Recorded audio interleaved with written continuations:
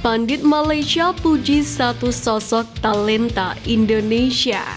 Kekurangan timnas Indonesia yang wajib dibenahi Sintayong, kondisi Jordi amat membaik, jadi senjata atau petaka? Simak informasi selengkapnya sebagai berikut.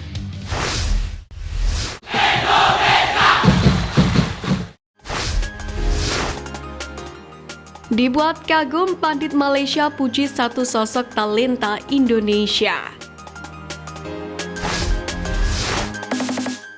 Performa timnas Indonesia di kualifikasi Piala Dunia putaran ketiga ini menjadi perhatian pengamal sepak bola Malaysia yang mengawal program bincang-bincang olahraga Bola Itu Live, yakni di stasiun TV Astro Arena.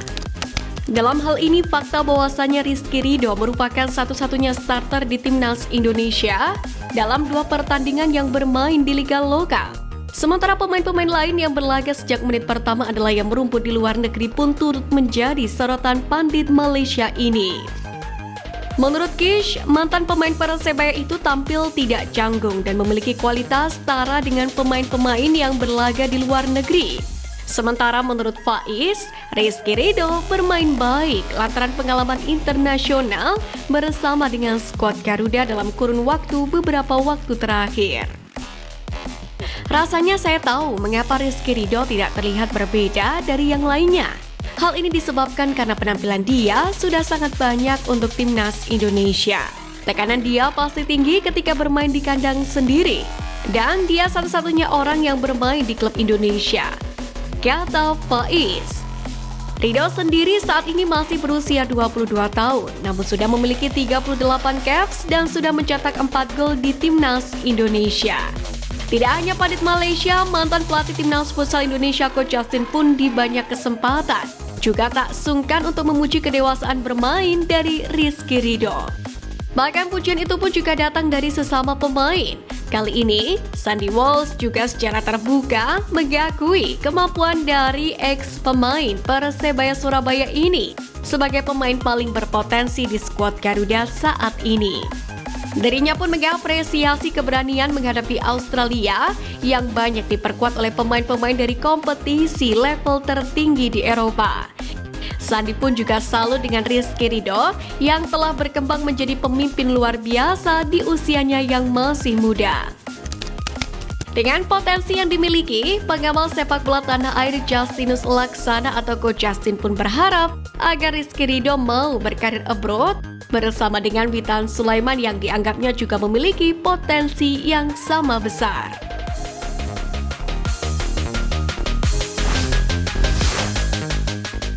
Kekurangan timnas Indonesia yang wajib dibenahi Sintayong.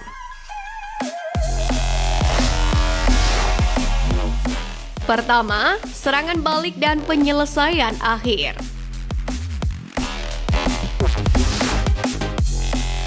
Saat menahan imbang Australia, timnas Indonesia bukan tanpa peluang menghadapi The Socceroos. Buktinya, ada 5 tembakan yang dilepaskan. Sayangnya momentum serangan balik yang seharusnya bisa memberi bahaya jadi lepas begitu saja karena pengambilan keputusan yang kurang tepat. Ditambah lagi penyelesaian akhir yang kurang tenang dan akurat, membuat peluang matang pun jadi mudah dipatahkan oleh barisan belakang atau kiper Australia. Hal ini pun turut menjadi perhatian dari Ketum PSSI Erick Thohir yang pada akhirnya meminta kepada timnas Indonesia untuk memperbanyak serangan pada pertandingan selanjutnya dalam kualifikasi Piala Dunia 2026 zona Asia.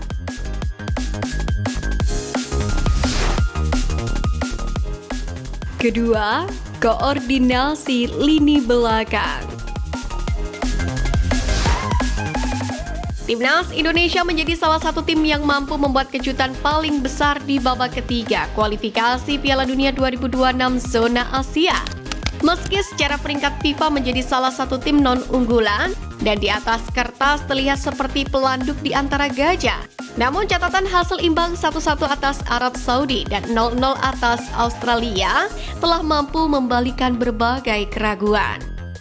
Hal ini terjadi salah satunya berkat ketangguhan lini belakang timnas Indonesia yang dipimpin oleh J.I.Z. Dan jangan lupakan juga peran krusial dari Martin Paes. Dalam hal ini banyak pundit yang memberikan skor tinggi untuk lini belakang skuad Garuda. Namun demikian, timnas Indonesia tentu tidak bisa selalu membebankan PAS soal urusan jangan kebobolan. Koordinasi lini belakang menjadi hal yang penting yang harus dievaluasi oleh Sintayong untuk laga selanjutnya.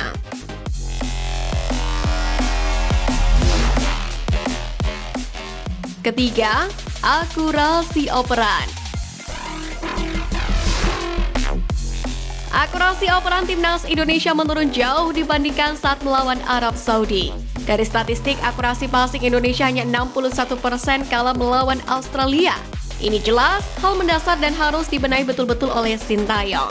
Karena permainan kombinasi menjadi salah satu kunci permainan Indonesia, maka akurasi operan yang jelek bakal menurunkan kualitas permainan. Namun yang perlu menjadi catatan juga, di samping lawan yang dihadapi memang sangat kuat, namun permainan ST dijelaskan pengamat memerlukan rumput yang bagus. Dan seperti yang kita tahu, bagaimana kondisi rumput SUGBK telah menjadi keprihatinan bersama. Namun memang secara keseluruhan akurasi operan pun mesti dibenahi, mengingat timnas Indonesia masih akan menghadapi lawan-lawan kuat macam Cina, Bahrain, hingga Jepang.